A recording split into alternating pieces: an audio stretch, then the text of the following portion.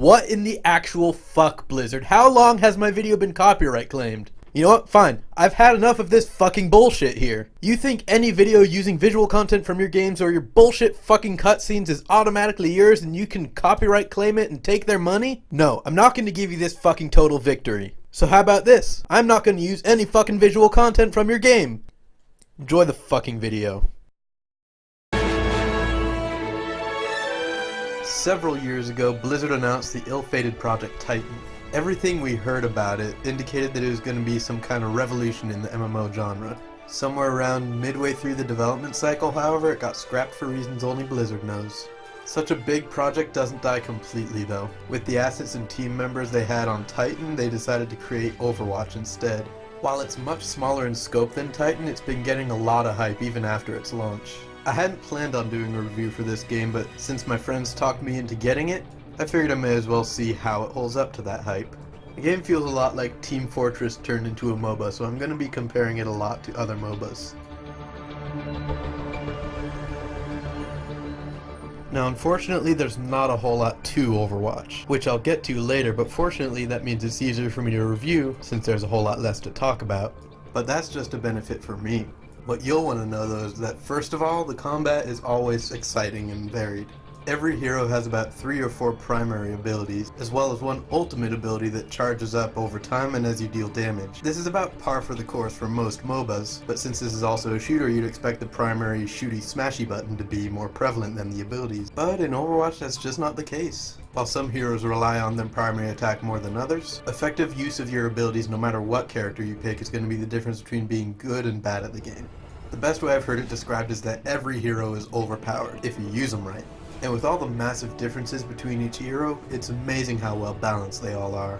Where with most MOBAs you'll find yourself in a game and you'll be like, oh god, that person picked that hero, he's gonna do ridiculously well, I hate that hero so much. But in Overwatch, that's gonna depend on the player playing each hero. You're gonna find that hero you hate so much different for each game. You're not gonna be like, for example, oh, Roadhog always fucks me up, I hate Roadhog. It's gonna be more like this situation here where it's like, oh, that Tracer's really good, he's teleporting all over the place, I can't hit him. That guy's really good with Tracer. And every hero's like that, there's no exceptions. So it's best to just find a few heroes of different types that you're good with and stick with them. Keep in practice with what you're good at. You'll even start to find clever synergies between heroes, like using Bastion on offense with Reinhardt's shield. Every map is also really well laid out, with lots of nooks and crannies, but they're also visually impressive. The setting for Overwatch is beautiful and nothing looks ugly. Well, except maybe Junkrat. Knowing all these assets were from the scrapped Titan project though, it kinda makes me wish they'd just continued that. And while it may just be par for the course for MOBAs, I found all the unique skins for each hero were really fun and interesting.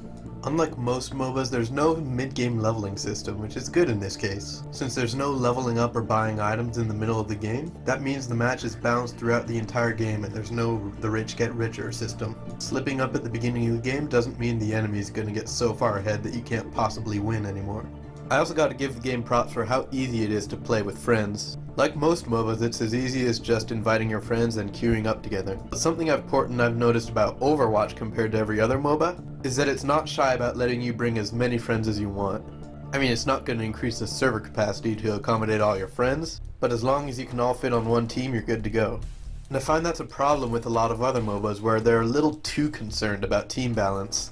If you have too many friends in your party, it'll make you go into the hardcore ranked brackets instead of regular matches. And without these limitations, Overwatch proves that this kind of thing isn't necessary. Some teams ended up more coordinated than others anyway, so it doesn't really make a difference. One thing I never thought I'd be praising in a game like this is the AI. But in Overwatch, it's really surprising how challenging the AI can be. I mean, in the lower difficulty, they're still garbage, but when you set them to hard, they really stress your abilities. Not only with super accurate aim, but they'll also even coordinate with each other and use their abilities in synergy.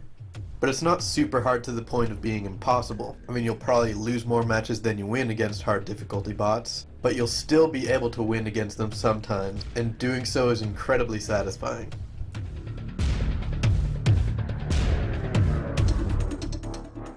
While I love having these difficult bots to play against, it kinda sucks how big the difficulty jump is from medium to hard.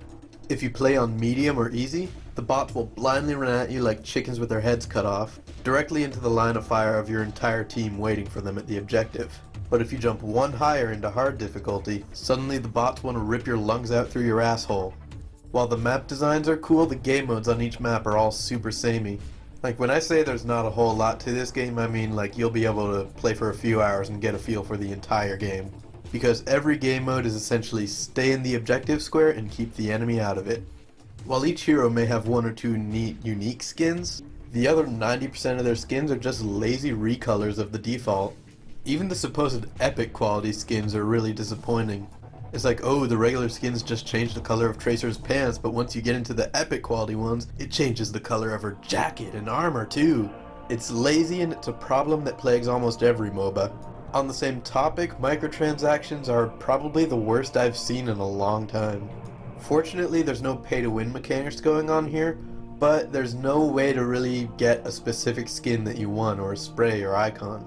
All of these, including the optional currency you can use to buy them, are included in loot boxes, which is bad enough with most games, but this one there's no higher quality loot boxes you can pay a little extra money for to get. Every loot box has an incredibly low chance for anything rare that you might want. The currency that you can use to buy rare skins you might want?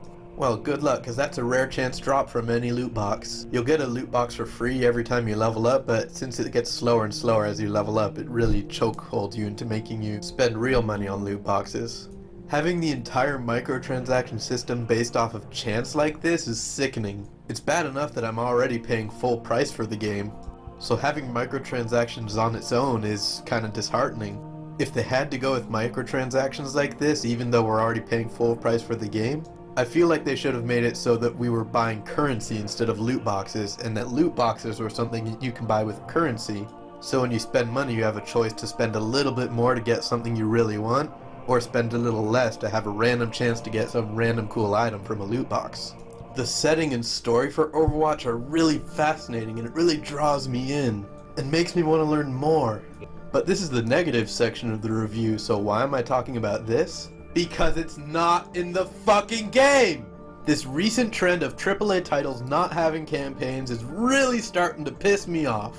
It's especially heartbreaking with a game like Overwatch, where the story and setting are so interesting. I mean, yeah, I do have to give it props for being a good and interesting story, but when you have to go online to look up the story on its own thing, then it's no longer a part of the game, obviously. I mean, imagine if a movie were to do this. They just released a movie that was all action, and it had this really interesting lore, but it was not in the movie at all, and you had to go online and look up the story for the goddamn movie that you just watched. Look, there's not a whole lot of problems with Overwatch, but this one glaring flaw makes it lose so many points in my mind. Now I'm gonna continue on this, but I'm gonna do it in the next part of the video here.